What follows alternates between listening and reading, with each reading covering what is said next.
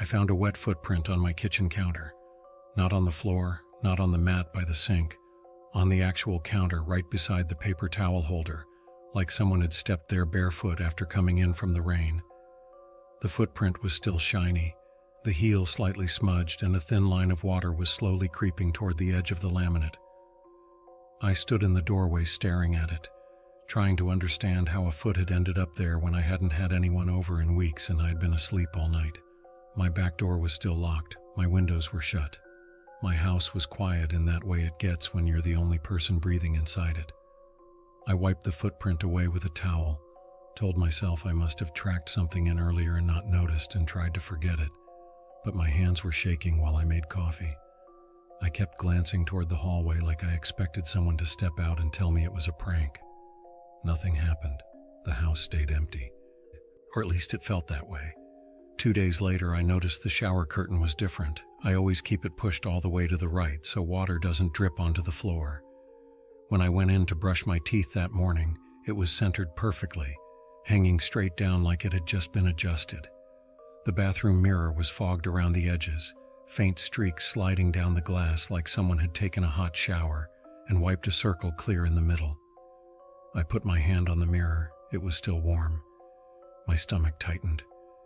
I stood there listening to the hum of the vent fan, trying to decide if I was overreacting. I live alone. I have for almost 3 years. No roommates, no neighbors with keys, no landlord coming in unannounced. I even have one of those deadbolts that automatically locks behind you. I checked the back door. Still locked. The windows were all shut.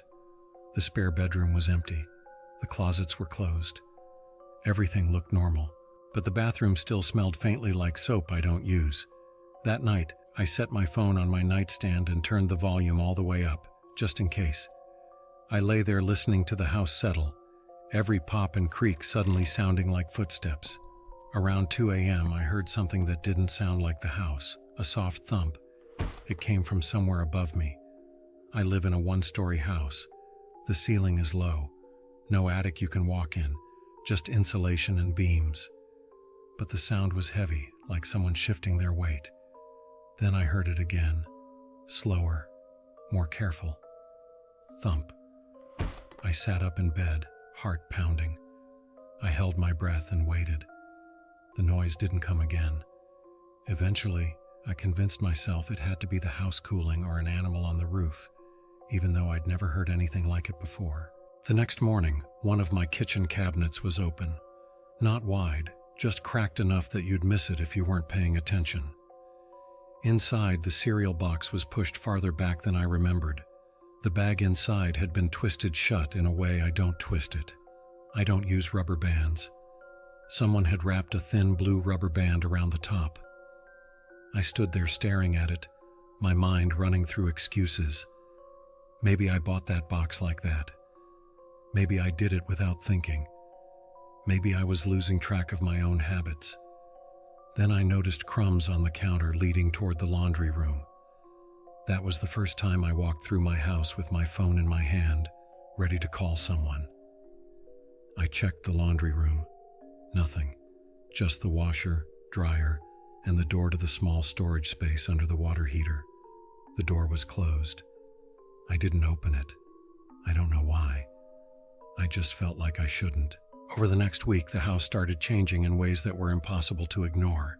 My trash bag would be lighter than it should be. My fridge shelves shifted. A glass would be in the sink that I hadn't used. Once I found a damp towel folded on the bathroom floor, even though I was sure I'd hung it up. The worst part was the sounds at night, soft movement, barely there, like someone trying very hard not to be heard. Something would creak in the hallway. The refrigerator would open and close. I could hear the faint click of the cabinet doors if I lay perfectly still. I never heard footsteps go toward the front or back door. Whatever it wasn't leaving. I started locking my bedroom door when I slept. I pushed a chair under the knob. I slept with the lights on. Every morning the chair was still there.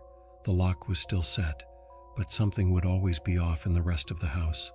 One night, around 3:30 a.m., I heard breathing, not in the walls, not in the vents, right outside my bedroom door, slow, careful, close enough that I could hear the slight whistle on the inhale. I lay frozen under my blanket, my heart pounding so hard I thought it might give me away.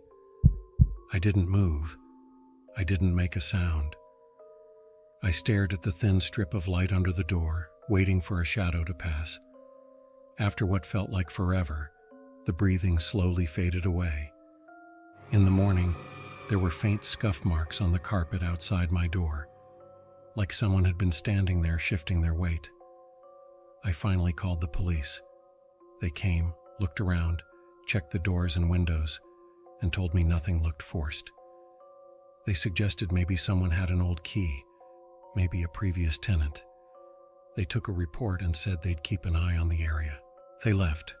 That night, my bedroom door handle moved, just once, slow and deliberate. I didn't sleep at all.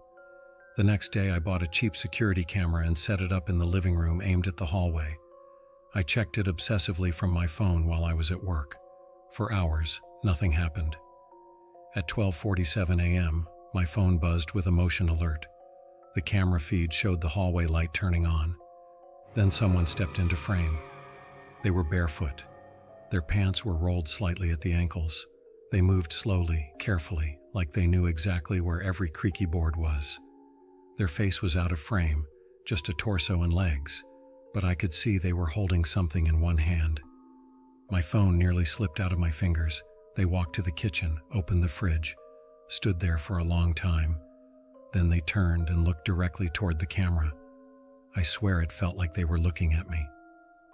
They reached up, calmly, and turned the camera off. The next morning, the camera was unplugged and sitting neatly on my coffee table. I didn't go back to work that day. I packed a bag and stayed with a friend. I told him everything. He wanted to come back with me and look around. When we opened the storage space in the laundry room, we found it. A thin mattress pad folded up behind the water heater, a blanket, a few empty water bottles, food wrappers from my pantry, a small flashlight, and a folded piece of paper with a list of my daily routine written on it. Work hours, shower times, when I went to bed, how long I stayed in the bathroom in the morning. At the bottom, in different handwriting, were the words, "Do not let them see you." We called the police again. They searched the house, the yard, the crawl space. They found nothing else. They told me whoever it was must have left. I moved out 2 weeks later. The house sold fast. I tried to forget about it. I really did. Until last night. I woke up to the sound of someone breathing. Slow, careful, close. And when I opened my eyes, I saw a shadow standing in the corner of my bedroom that wasn't there when I went to sleep.